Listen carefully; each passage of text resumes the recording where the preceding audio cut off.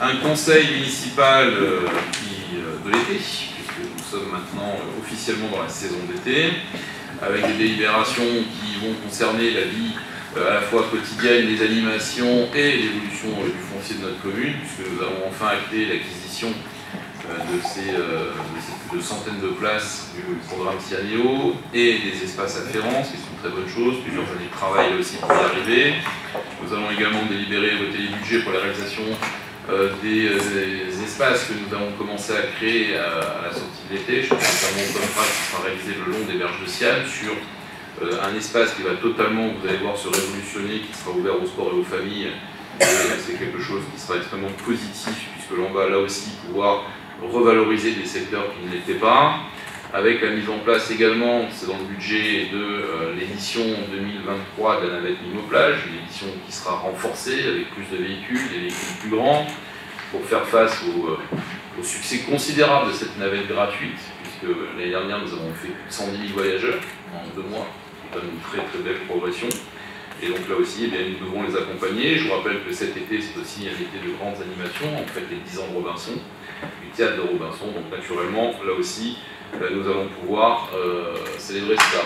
Après, dans tout ce qui fait plaisir, naturellement, nous avons acté un budget supplémentaire de 400 000 € sur le fonctionnement des électricités. C'était ce que nous avions envisagé lors du vote du budget principal et qui s'est confirmé avec la hausse des tarifs des producteurs. Donc nous les avions provisionnés, nous les actons officiellement. Nous avons également l'installation d'une cuve qui sera destinée à recueillir l'eau recyclée, traitée de la station d'épuration, après une décennie d'administration et de labyrinthe technocrate. Nous avons enfin pouvoir y arriver. Donc cette cuve sera destinée à recevoir 120 mètres cubes qui correspondent à 3 jours d'arrosage des terrains de sport. Et bien, je suis très heureux que nous allons enfin pouvoir arrêter de sortir ça du milieu naturel pour réutiliser de l'eau qui jusqu'à présent a été rejetée en mer, de l'eau parfaitement propre, de l'eau parfaitement qualitative, mais qui n'a été malheureusement pas éligible aux caprices de nos chers bureaucrates. Mais maintenant, nous avançons.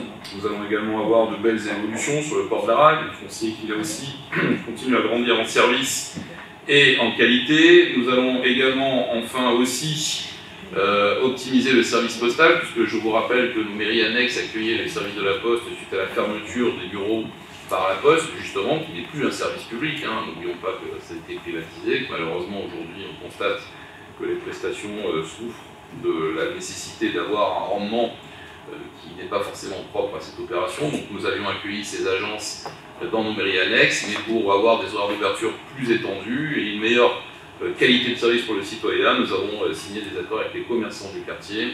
Et dans les quartiers bien appelés Capitou, eh bien, ce sont les commerçants qui, à la rentrée, vont prendre la suite et permettront aux citoyens et aux usagers d'offrir un service beaucoup plus étendu et intéressant donc, pour ceux qui utilisent ces services postaux de nos annexes. Enfin, dans la continuité, nous allons aussi avoir à prendre en compte les joies de la législation française. J'en avais parlé, hier nous avons accueilli une grande journée du Centre européen de prévention des risques d'inondation, durant laquelle nous avons pu échanger, vous le savez aujourd'hui, sur la nécessité impérieuse de faire évoluer le droit français et la loi française. Aujourd'hui, cette loi est totalement désuète. La doctrine française est celle d'une concentration des pouvoirs à Paris, avec une diminution et une suppression complète de l'autonomie des territoires, que ce soit du préfet ou du maire, ce qui va à contresens de l'histoire et de l'efficacité. Donc il y a aujourd'hui très concrètement un déni parlementaire sur ce sujet, puisque rien n'est fait pour faire évoluer la situation à part de la com, ce qui définit parfaitement aujourd'hui le système de gouvernement qui nous caractérise. Et si vous voulez encore avoir une belle illustration de ce qu'est la Macronie, j'ai la joie de vous annoncer que la ville de Mandelieu est à nouveau carencée pour les logements SRU, c'est-à-dire que cette ville, à plus de 80% frappée par les risques naturels, aujourd'hui se voit imposer à nouveau de construire 2200 logements sociaux. Je vous rappelle que ça fait quand même 6000 logements en tout quand on doit faire les logements privés, et qu'à ce titre, dans la joie de la loi française, qui contraint les services de l'État à l'appliquer, et de la stupidité législative française et de l'aveuglement de l'exécutif, eh bien, nous avons payé 850 000 € d'amende par an, à nouveau, pendant 3 ans minimum. Mais ne vous faites pas d'illusions, le vrai sens de cette loi, c'est de nous prendre 850 000 € par an, et sûrement pas de faire du logement. Voilà. Pour conclure sur ce point positif, qui a donc été grandiose, eh bien, je pense que Mandelieu, la saison sera belle, sera grande. Vous avez vu que nous avons aussi de nouveaux établissements de plage qui ouvrent. C'est une très bonne chose, ils seront ouverts d'ici le mois de juillet.